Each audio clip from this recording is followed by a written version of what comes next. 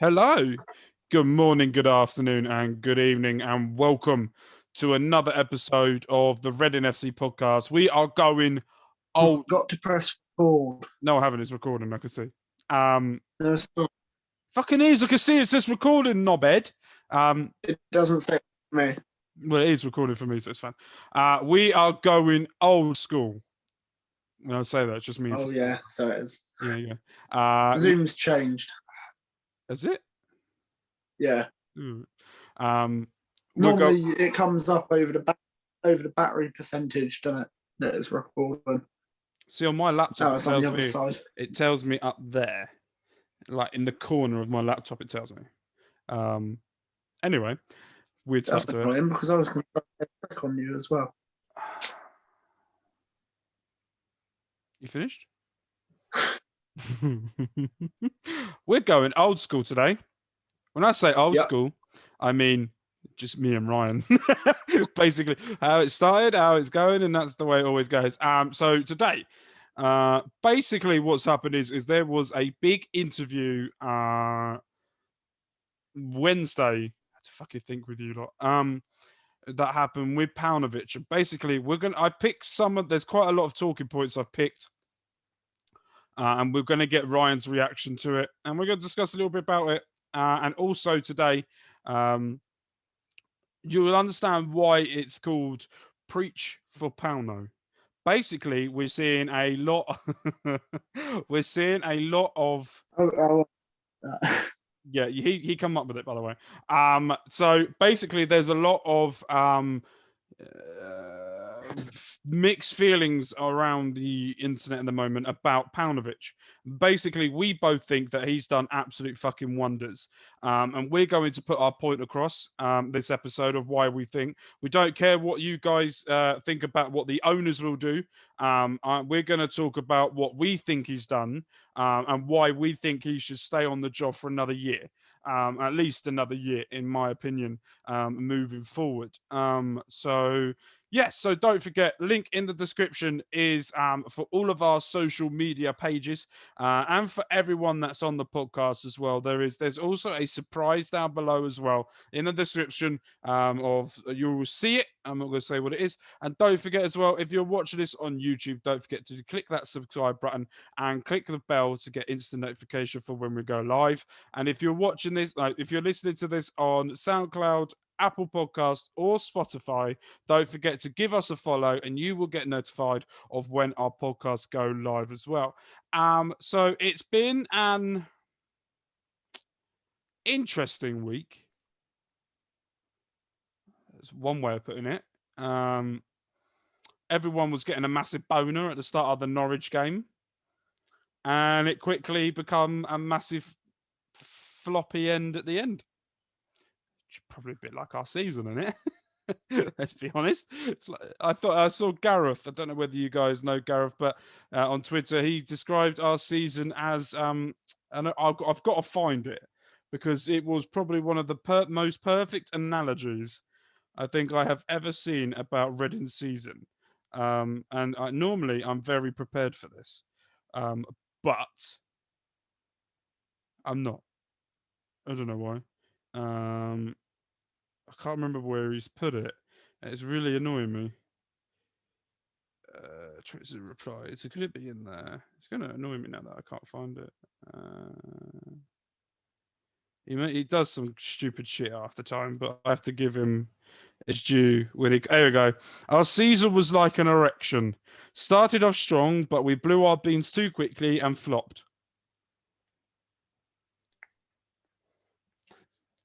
It's a bit perfect analogy, isn't it, really? So we see a lot of people on the internet and certain channels and people doing it. Before we get into anything, I'm gonna ask Ryan this. We discussed a little bit about this last week on the podcast about the blackout, the social media blackout. A lot of people I'm going by Reading wise. I'm not going by other teams. I don't know what people have or haven't done it. I don't know certain individuals that have or haven't. I know Sky, the Premier League, and the Championship have all come together. I know that EPR, Tarlest End, Taught Reading, RFC Latest, all were a part of the social media blackout. We discussed this a little bit, why we weren't going to be a part of it. Ryan, do you think that social media blackout has made any effect whatsoever on the social media companies? No, It hasn't, has it? it hasn't. Because No. I don't know whether you saw this, but Rabbi Matona, I think his name is. I'm not 100% sure on his name. I can't pronounce it properly, but he's from Schalke. He's the Welsh international winger. He's on loan at Stoke this season. Basically, he come off the social media boycott that he was doing, and he had the first DM he saw was a racial two. He had two DMs, and both of them were racial slurs towards him. Doing it. Look, I say this a lot on the podcast. Okay, then before we get into it, because I need a drink because my mouth's getting dry. What do you think what needs to happen for this to stop? What would if you were okay? Let's do this a different way. If you were in charge of the Premier League, or no, you were the head of the FA, okay, and your task was to try and find a solution to get Twitter, Instagram, Facebook, all of these places to stop with the harassment, offensive tweets. You have to define what offensive is. You can have an opinion, but at the same time, you can have an opinion, but just don't be a dick about it. And the racism. If you were doing that, how would you first try and tackle this? The thing is, there's nothing that the Premier League can do about it, because I don't think it's too much of an issue in terms of match days so much now, because obviously there's no fans in the stadium. Mm-hmm. Sorry, I'm going to do fans in the stadium. Yeah. Because real fans wouldn't do that in the first place. Yeah. But you also, like, when was the last time you heard of a player being racially abused or abused for anything like that during a match in England? Wasn't it Raheem Sterling? But I mean, it's not happened for a while, has it? Well, no, because no fucker's been in the ground. Yeah, but even before that, it didn't happen. The only thing that comes remotely close, in my opinion, is the I don't know if you saw it, I can't remember his name, but the Scottish guy that retired, like, just went home at halftime and said, "Yeah, I'm retiring from football now," because somebody started mocking him about his mental health issues. Yeah, that was recently. That was quite recently. Yeah, that was literally last week. Yeah. But yeah, I think in terms of, like, what can the EFL and the Premier League do, I don't think there really is anything they can do, because where you're seeing all of this happen, it comes from social media, and they're not going to be able to do anything when social media companies do not care, and that's the issue. They don't care. Yeah, how difficult is it? You're seeing what people are saying should be done, and it should be done. You should need ID for a social media account. Like, how a point I was making at work was, if I wanted to, within 5 minutes, I could set up a fake account and send abusive messages to absolutely anybody. Why is it that easy? And I saw some people saying, obviously, it's the election day today, and people complaining that you need ID to vote, and them saying not everyone has ID. I don't know a single person over the age of 16 that doesn't have a form of photo ID. And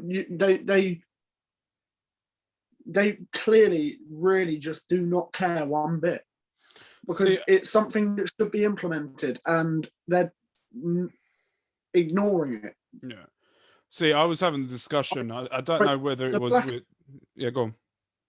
I was just going to say, the blackout, I understand why, because that it really is the best thing that the Football League and the Premier League can do. just say, look, if you're not going to do anything See, I about it, don't we're think it not is. going to use your. It is, but it needs to be more than 4 days. You No, need to I take a don't. stand and say, well, you know what? If you're not going to protect us, we're not going to use your platform. So fuck off. See, I don't think that's a good idea That will whatsoever. teach people. No, I don't think that's a good idea whatsoever. I was having a discussion the other day. I can't remember if it was someone on Instagram. I think it was. I'm going to give her a shout out. I think it was Claire. Who I think I was talking to on Instagram, and I've also said it to my brother and other people as well. The only way. Look what happened with the European Super League. As soon as someone's wallet or someone's pocket was hurt, fucking it all went to pan. Everyone jumped on this bandwagon. Look at what Man United had done. And by the way, I want to say this before we go any further. What Man United fans did was spot on. Not the absolutely spot on. Look, they went other than the small minority. Yeah, let's get you're always going to carry on a couple of twats that think they're hard and they're going to do stupid shit. You're always going to have those ones that will try and ruin it for everyone else. But what they were trying to do and how they did it was spot on. And full respect to those Man United fans that did it. Full respect. As I was saying, the way to get to social media / people's pocket is through their pocket. The only way you're going to get Twitter, Instagram, Facebook have come out and said they're looking at tools and finding things to start doing it. They're the only one out of... Nothing. Yeah, I know. They won't do anything. But at the moment, they're the only one out of the other 3 that have actually commented and saying that they're going to try and do that following the blackout. Look, the blackout's not going to work. It will never work. There are millions upon millions upon millions of people that use social media, right? It doesn't matter if you've got 5 followers to 120 million followers, right? If you're saying you're going for a blackout, all right, you go 4 days. All right, then what's the blackout meant to achieve? You're just not using it. People are still going to use it. Instead of not doing a blackout, why not start educating people? I've said this before, and I'll say this again. I said this on the Instagram Live, and I might have said this last week, and I've said it on other platforms as well, and I can't praise this man enough. But Lewis Hamilton come out and did one of the best interviews I've ever experienced in my life, where he said, you're not born a racist, it's what you're educated with. And if you're around people that are uneducated about certain things, what sayings, what meanings of sayings, what certain words mean, what the history is, and all this, all of that, and you have no clue, and you're going by what other people are telling you, it's never going to work. Why not use the platform you've got and go, right, we're not tweeting about the game. We're not tweeting about the lineup. We're not tweeting about this. We're not tweeting about... We're going to, every hour, on the hour, going to post a tweet about what's acceptable, why this language is unacceptable, why you should never say this, why this should never be said, why you can't do this. Make it idiot proof. Because I tell you what, everyone will go, well, you should know this. If you knew it, you wouldn't do it. And there's people out there that wouldn't do it. Talking about idiot proof, did you know that on Fairy Liquid, it doesn't actually say do not drink? No. But, yeah. Do you remember there was that trend where they used to eat the dishwasher tablet?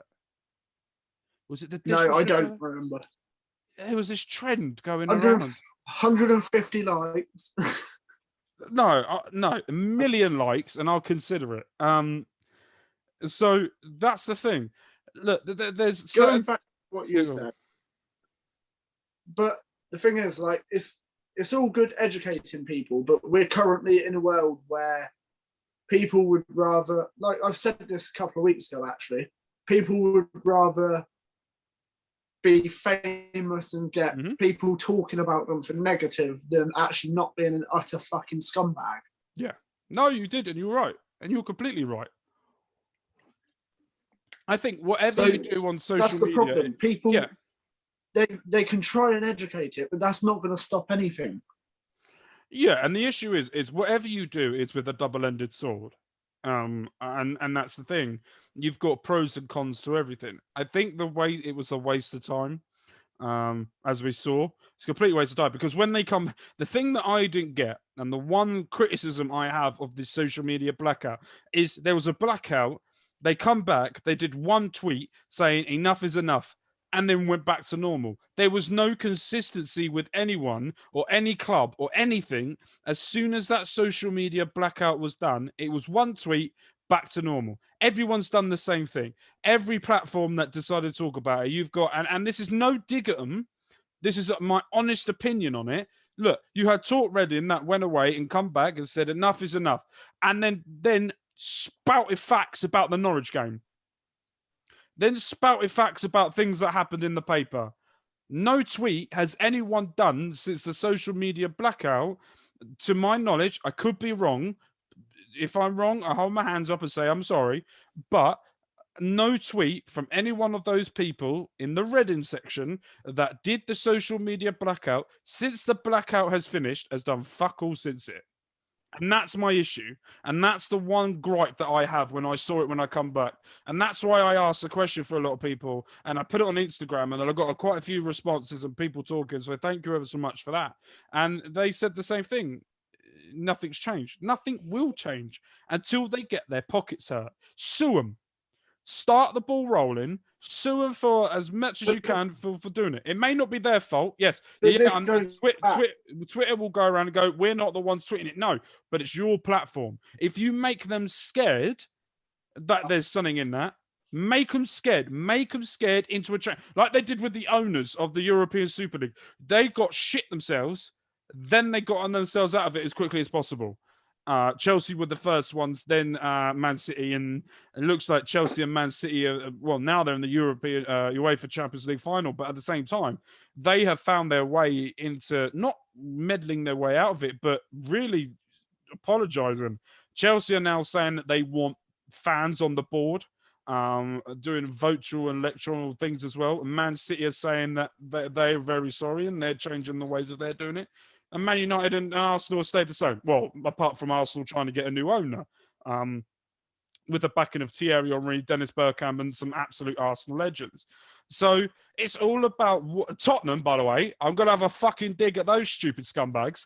Not only has there been 18 months of their fans that have been stuck in lockdown, going through some shit, maybe losing jobs, losing family members because of COVID, going through this 2 lockdowns of doing it. Then they get fans to be allowed back for the Aston Villa game. And then they have a cheek of asking their fans to pay 60 quid plus a booking fee to get back into their ground. Who the fuck do they think they are? They haven't won a fucking trophy for them to even be that entitled. It just fuck off. Fucking useless wankers. That's what they are. Absolutely. And do you know what? I've moaned at Leeds for a very long time about how much they charge their charge away fans. I get why you charge away fans more than home fans. I get it. I'm not going to get too much into it. But I tell you what, they look like a fucking ray of sunshine at this precise moment compared to Tottenham, and that fuck. I'm more angry than I am. I'm more angry for Tottenham fans. Fucking never thought I'd say that. Than I am of any situation. You don't charge your own fan base 60 quid, for one game, for one fucking game in your shitty stadium. Fuck off. Anyway, my rant's over. I had to rant. It pissed me off today. I saw it and it pissed me off. So let's get into Reading. Let's get into it. So there was a interview. I have spoken to Matt Joy today as well, to get his permission to use most of the quotes. I just wanted to say, is it okay if we could do that? I give him credit as well where it's due. It was an interview between him and Tim Della that did it. And basically they both sat down, asked him questions to go through majority of the season, and get what his thoughts on that. Basically, we want to say thank you to Paunovic for all the hard work he's done this season. I don't think any manager that has come in before would have done what he did, honestly. And at the same time, I think he deserves a lot more praise than the little children behind keyboards. And there's some adults behind keyboards as well that need to sort of buck their ideas up. I get everyone needs an opinion, but when you're becoming a bit stupid, you're just going to be called out on it. So here we go. Ryan, I'm going to read a couple of quotes at a time. And I want to get your take on each of it. And I want to see what you thought of it, because I know that you wouldn't have read it. Because I know you. So what I'm going to do is I'm going to read it off, get your opinion on it. We'll both think of what we do. We'll go through it. Then we're going to build up to the Huddersfield game coming up Sunday for the final game of the season, where we... Is it Saturday? Is it Saturday? Why do I think it's Sunday? Yeah. Sunday's always the last game of the season is always Sunday. Are they doing it Saturday? Anyway, I'm confused now. Not this year. Oh, that's weird. Anyway, so we're going to get into it. So the interview was done that. So basically what he said was the first 4 meetings he had was very important and very sharp. Everyone from the beginning, they understood what they should at least get a chance to establish themselves. And he wanted to establish Liam Moore as a proper leader with Raphael, Morrison and Yiadom, giving clear guidance with a great catalyst. He said as well, at Derby, I thought, wow, this works. Those 8 games at the start gave us huge momentum and leverage through the season. Then injuries come and we couldn't play all of our core players, then that become an issue. I think he's spot on there, isn't he?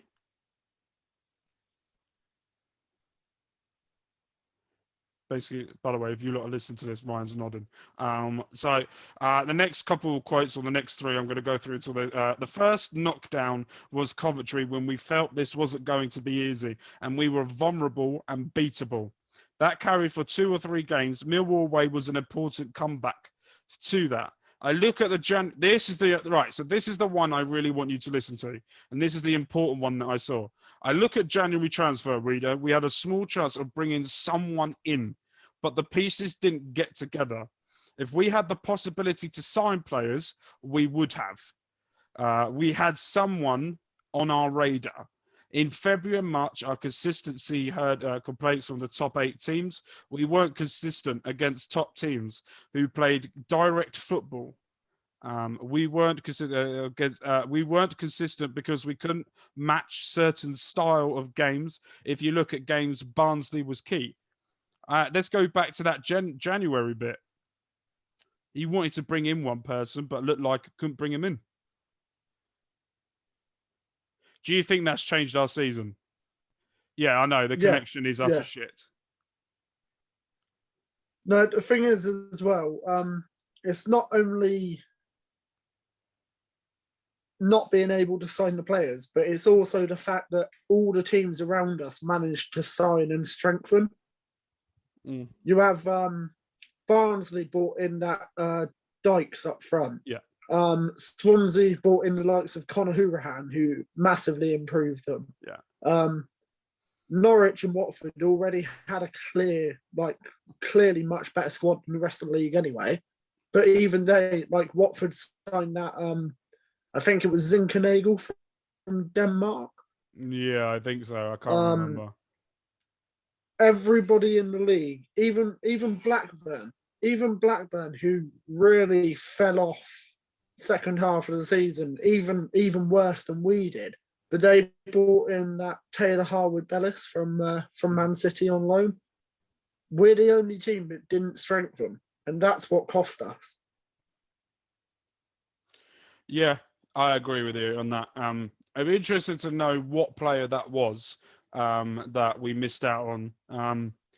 But maybe we can get him back in the summer. I don't know. Consistency as well. February and March, we consistently had compliments from the top 8 teams. We weren't consistent against teams who played direct football. We weren't consistent because we couldn't match certain style of games. If you look at games back at Barnsley was key, and I think he's completely correct. If you look at some of the stuff that was going on with that team, there was certain individuals that just couldn't hack it, that just weren't meant. And I also want to point out as well, the mentality has definitely changed.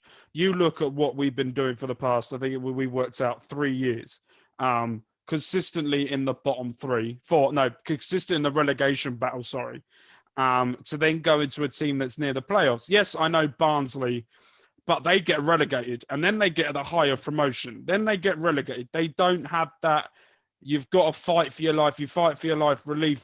Let's not do this again. But then you're in it. You know what I mean? They didn't have that height. They've come off a high of going up to doing that. So I get that point, but at the same time, these players that we've got around here. You know what? Yeah, sorry. Sorry, I was just going to say the thing I find funniest about Barnsley being in the top 6, they're literally only in this league because Wigan got points deducted. Mm-hmm. Yeah, I agree with that. But shit happened. No, literally. They would have gone down had Wigan not got a points deduction. Yeah. It is mental to think that their saviour was EFL's fuck up. That points deduction should have been at the start of the season, not at the end of it. That made no sense whatsoever. But EFL for you. So let me carry on. So this is another important quote. I want to get your reflection on. If you give me time, I can give you individual and team improvements. This is where we look now. We can still improve as a team and make a huge step forward and look to build moving into next season. Who do you think that quote is aimed at?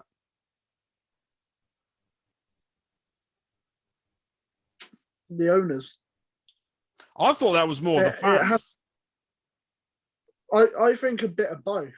I could see why people will think that's the owners, but I'm going as that the fans, the amount of shit he's got. Give me time. 100%. I could give you individual and team performance. I don't think he would point out in the owners, if he was talking to the owners, he would go off stats about what he's done. This is more towards fan base, in my opinion. Could be wrong.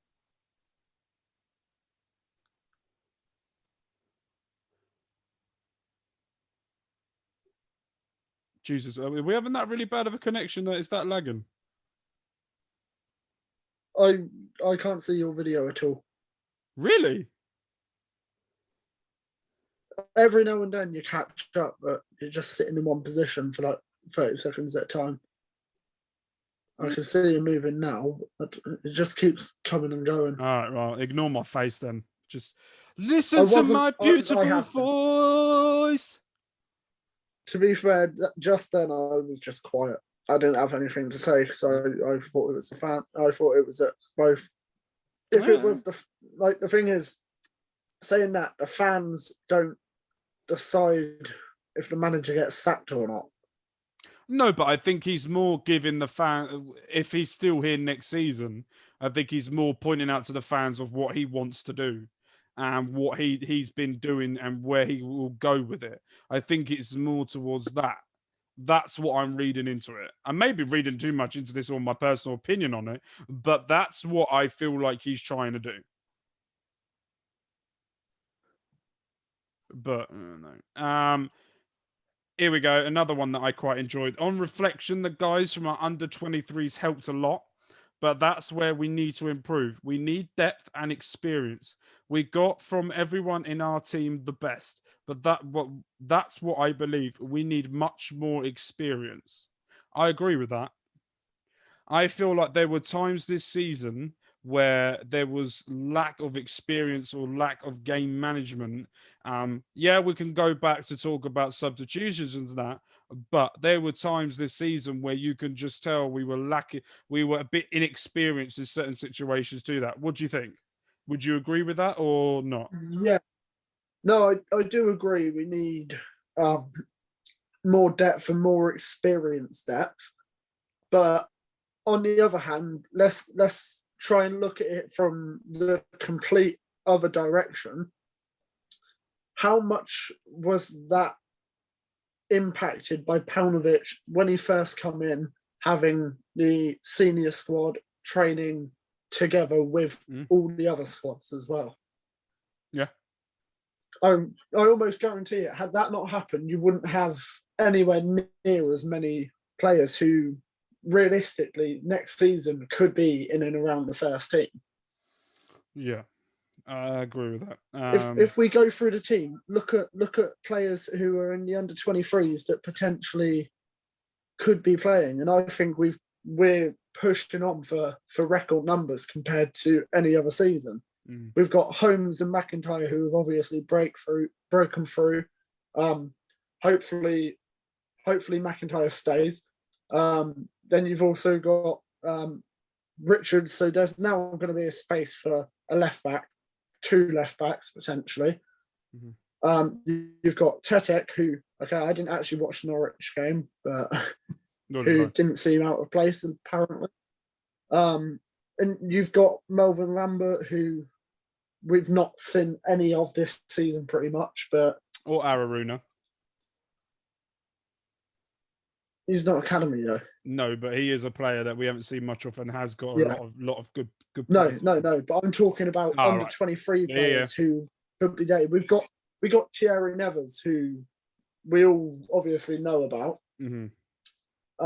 Nelson Abbey, who are all there and thereabouts, ready for the first team. Would that have happened if Paunovic hadn't had them training with the first team all season? Because I do not think so. No, I don't think so either. I think you're completely correct. More quotes coming from him. I've learned that here everyone competes from the first until the last minute, no matter where they are in the league or when in the season it is. Everyone competes hard. First of all, I want to thank everyone who wants me to continue moving forward. I do not know the answer is going to be. I want to be here. We're preparing to come back. We already have plans for games in Scotland. We have the blueprint for our pre-season. We're planning for the future with a lot of expectations, which is quite cool to hear. This year has been weird. I personally have been so happy to have this opportunity. I always wanted to be here. When I come here, I ask myself if there was more I could do to be the best. I worked at full capacity. I'm sad I couldn't achieve more. Am I right?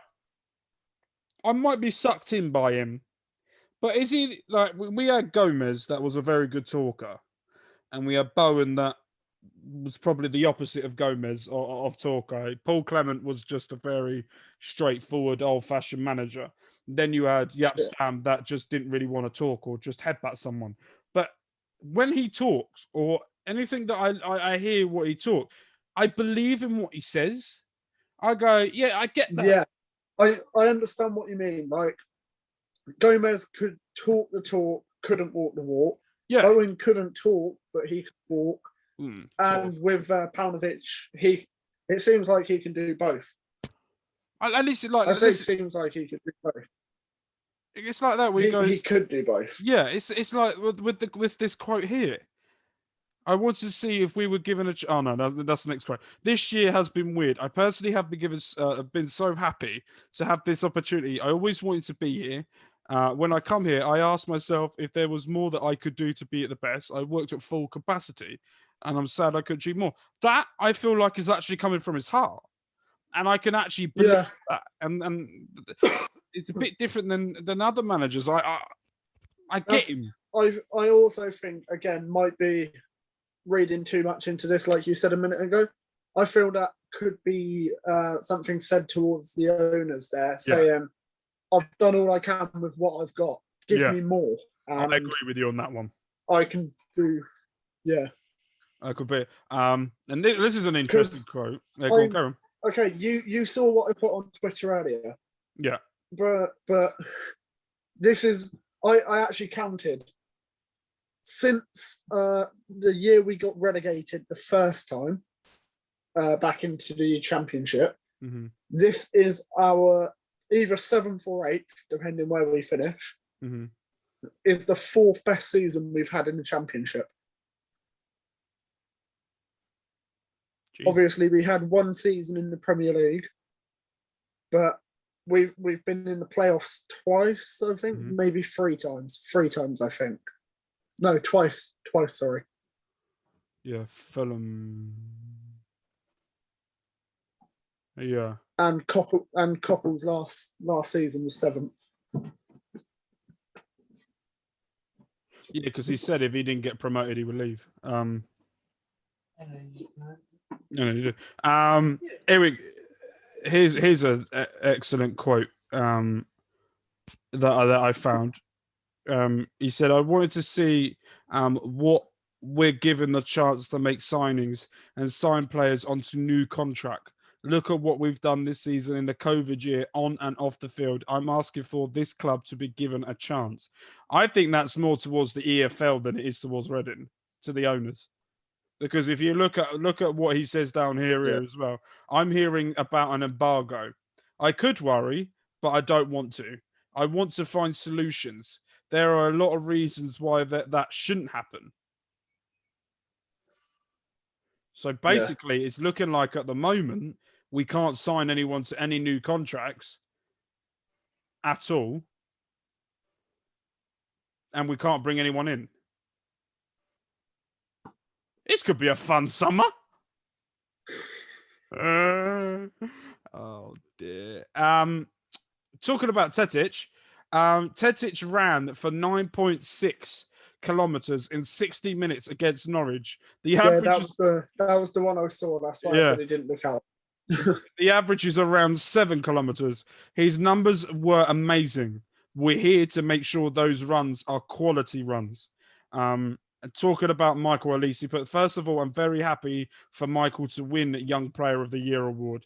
He deserves it. He gets disappointed if he doesn't have a perfect performance. He has to acknowledge and appreciate himself more. He demands so much that sometimes it goes against him. I think we've all said that about him this year. Yeah, it's his attitude problem, isn't it? Yeah. Again. You know what? The thing is, hang on, I said that after the Birmingham game at home when we lost 2-1. Yeah. But I watched him walk up the stand, and he kicked the wall as he done that. And I turned to my brother because my brother saw it as well, and people were saying attitude problem, and I said, well, he didn't have the best of games, and it looked to me like he was just pissed off with himself. Mm. And that kind of backs that theory. Yeah. And I was very much the person that said about attitude. But the issue is, this is when I'm a bit cynical. Maybe in my old age, I don't know. But for me, hold on, but let me finish this and then I'll let you do your bit. But for me, I don't know nothing about Elise, right? I know what I see by stats wise. I don't know the person.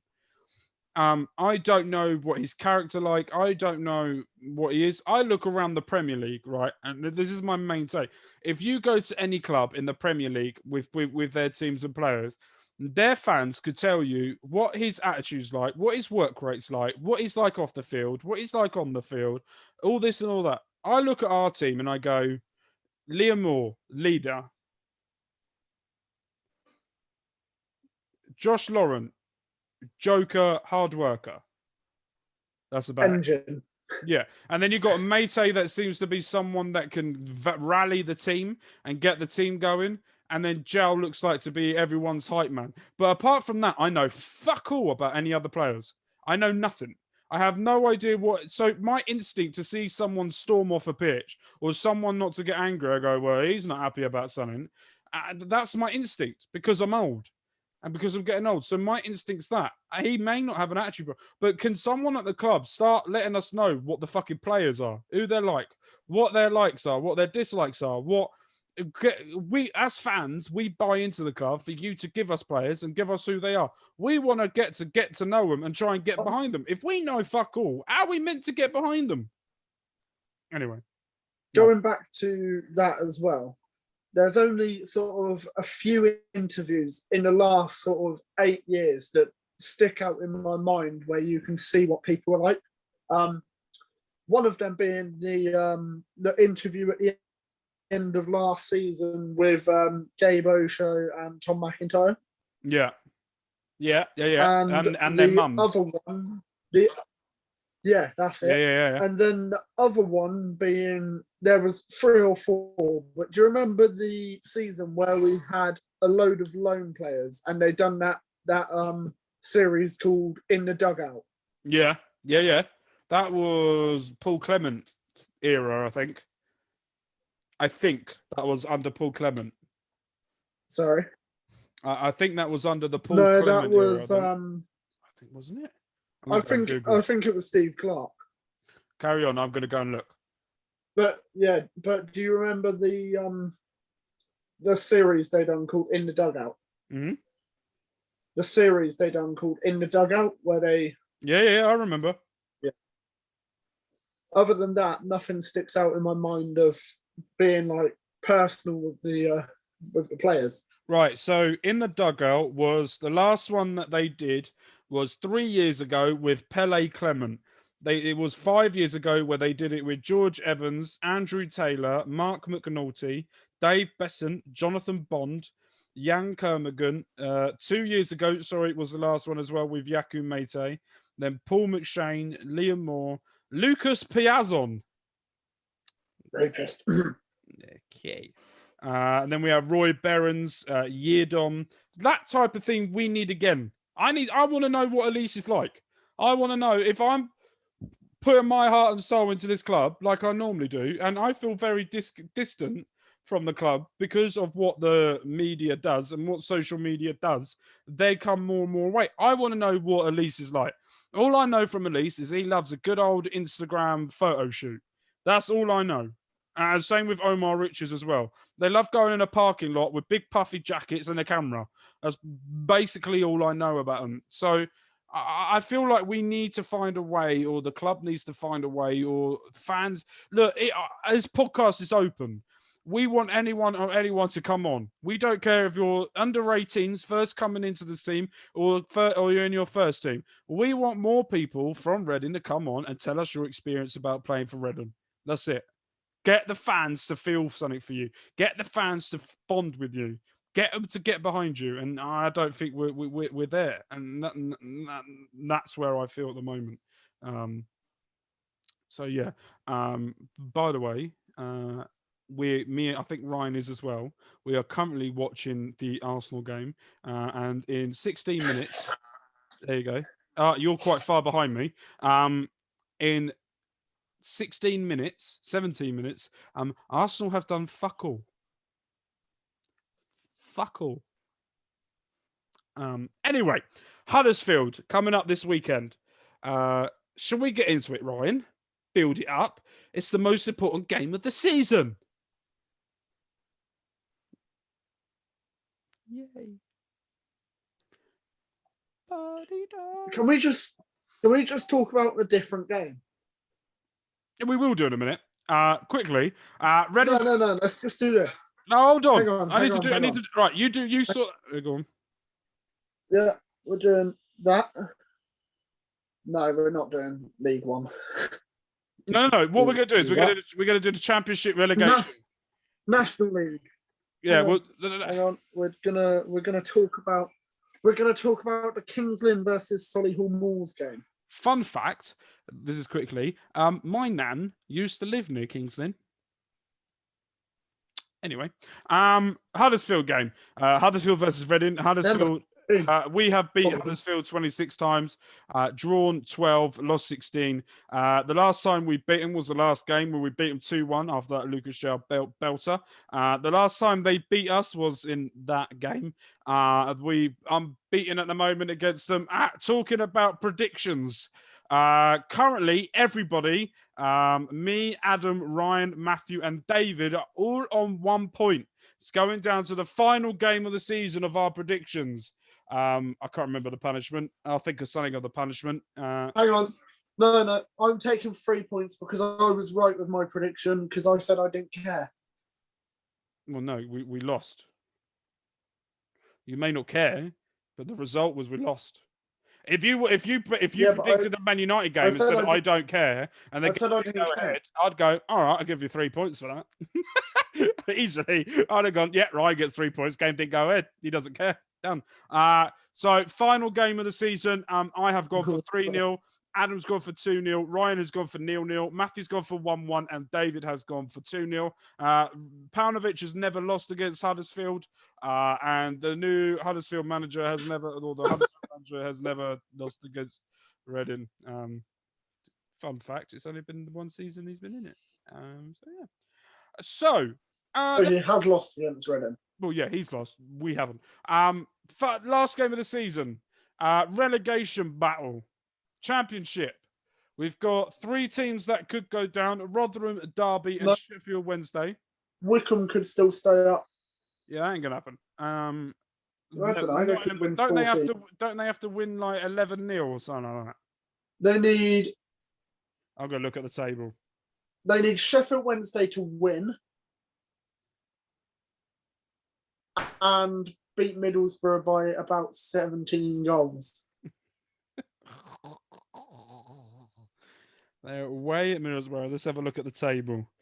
So Wickham currently sit rock bottom on 40 points with a minus 33 goal difference. Sheffield Wednesday are second from bottom on 40 points with a minus 21 goal difference. Rotherham are third from bottom with minus 16 and goal difference and a 41 points. Derby, who are 21st, sit on 43 points with a minus 22. By the way, Huddersfield are 20th. Just saying. Fucking need to smash him. So currently no one is relegated. Because mathematically, yeah, Wickham need to win by. Maths is not good. They need to beat Middlesbrough 12-0. And hope results go their way. And results go. That's weird, though. That's weird to think that in order to stay up, they need the team directly above them to win the game as well. Yeah, because they need Derby not to win at all. So they need Sheffield Wednesday to win. No, they need Derby to lose. Yeah, they need Derby to lose. They need Rotherham to lose. And they need Sheffield Wednesday to win, but not by the amount of goal difference that they... Fucking weird. It's fucking weird. Yeah. It's like... Right, so 3 teams are going down. Not who you want to go down, because I know who you're going to pick if you want them to go down. Who do you think is going to stay up? And who do you think is going to get relegated? Rotherham. So you think Derby, Sheffield Rotherham. Wednesday and Wickham are all getting relegated? I think Sheffield Wednesday will beat Derby.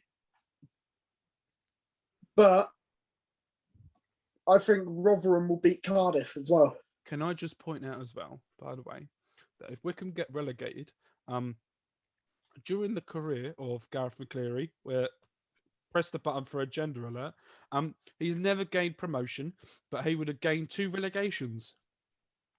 Just saying. No agenda, just pointing facts. Okay, for me, I don't know. I want Sheffield Wednesday to stay up because I like Darren Moore. That's literally it. I don't really care about the club. I don't really care about Rotherham. I don't really care about Derby. I don't really care about Wickham at all. Out of all 4 of them, I care less about Wickham than I do out of any of them. But I also want to see Rooney do well because it's another player that I've watched become a manager. I don't know why, but I don't know. It's going to be interesting. It's going to be interesting. It's going to be fun to watch. It's going to be fun for us to watch because we're a neutral. We don't have to sit through. If I was a fan, yeah, that's my question for you actually. Mm. On Saturday.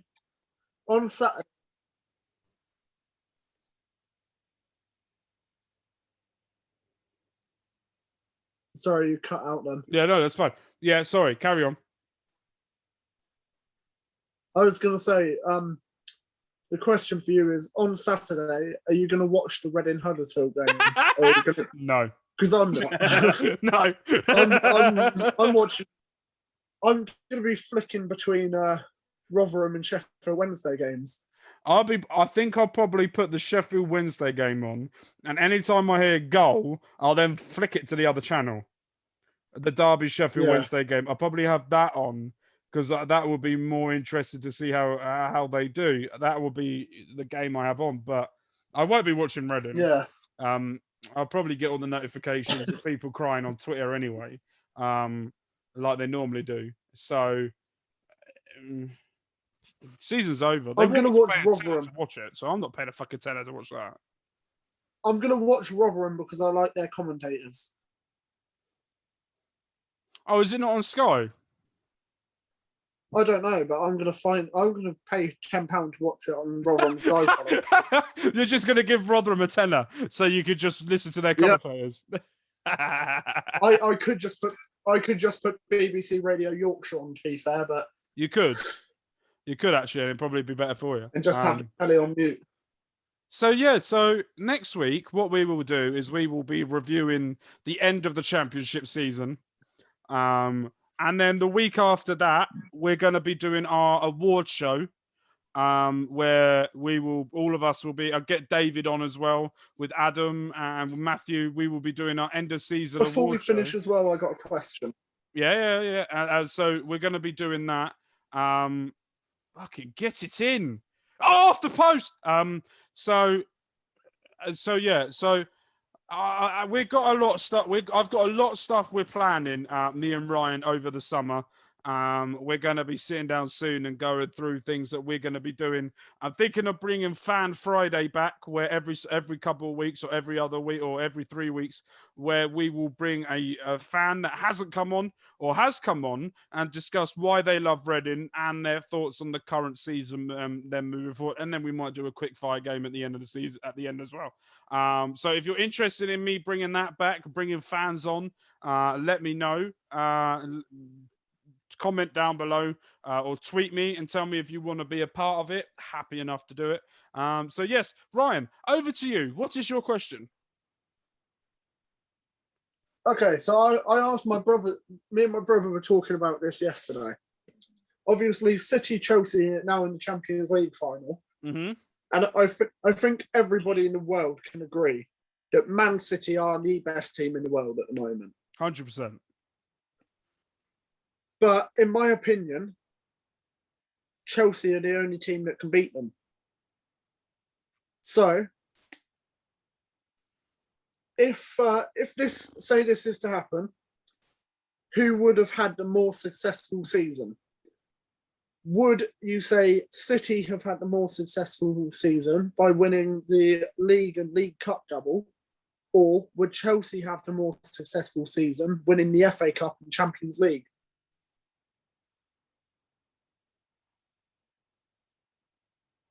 I would go with City. And that is a question open. That's a question open to everybody. So yeah, we'll put a poll on Twitter. I would say City because winning the league is harder than winning your league in your home country, apart from if you're from Spain and France and maybe Germany. If you win the league in the Premier League, is harder, I think, than it is to win the Champions League, in my opinion, because you've got 20 teams in the Premier League that could easily beat you on their day. Easily. Any of those 20 teams could beat you. Champions League is you get a lucky result and you're knocked out. That's how I look at the Champions League. Is not a league-based system where you play each other twice and so whoever comes out on top comes out on top. The knockout stages is all about how lucky can you get in those legs. You look at the Chelsea game. The way I look at it is, if you look at that Chelsea game, Chelsea deserved to go through, but on any other day, those chances that they missed in the home leg and the away leg easily could have backfired, and they could have been easily out and nothing could have been done with it. It's the same with Man City. Though if Mbappe was playing the second leg, the whole structure of it could be completely different with Neymar not being on his own. Well, Neymar did fuck all anyway. That's my thing. For me, I feel like the league format of the English Premier League is 20 times more difficult than the knockout stages of what the Champions League is, as well, in my opinion. But if you guys tell me what you... We will put a poll on Twitter. We will, if I remember. We'll put a poll on Twitter. Yeah, we will. We will. All right, text me if I forget. and we'll do it. So yes, so we will probably do that Sunday on there as well. But yes, that's it, guys. Thank you guys ever so much for joining us. Ryan, thank you ever so much for bringing back old school podcasting with just me and you. And we will see you guys next week. Where, Don't worry. All right. We will see you guys next week where we will review the end of the championship.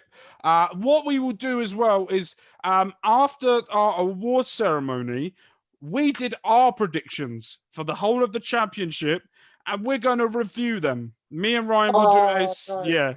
Right. I was talking to someone about this at work today and I had to laugh at my prediction of Barnsley in 22nd. Yeah. I think I've got Sheffield Wednesday to get relegated. And Bournemouth in 13th. That was quite a chuckle. Watford in 17th, I think I put. Yeah, you had Nottingham Forest second, I think, as well. Second or third. I think I had them top. No, I think but we will go through them either next week, either the week after. Actually, that's what we're going to do. Next week on this podcast, we will probably do it with or without Matthew. We might do a special episode of it. We don't know yet. Do you know what? I don't fucking know what I'm doing yet. But what we're going to do is me and Ryan are going to sit down at some point. We're going to go through our predictions of what we said. And we're going to review it. I'm just going to give you a spoiler alert of what's coming up. I had Bournemouth to finish 15th. There we go. So this is how good it's going to go for both. That says enough.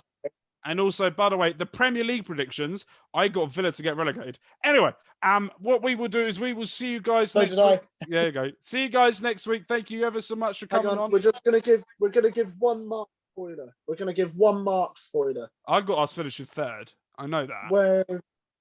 Where have you had an absolute howler? I don't think you have Barnsley to finish 23rd. Yeah, but I think 90% of people that had a brain would have. And that's the issue. Right. Thank you guys ever so much for joining us. We will see you guys very, very soon with all our love and care. Bye. Ciao.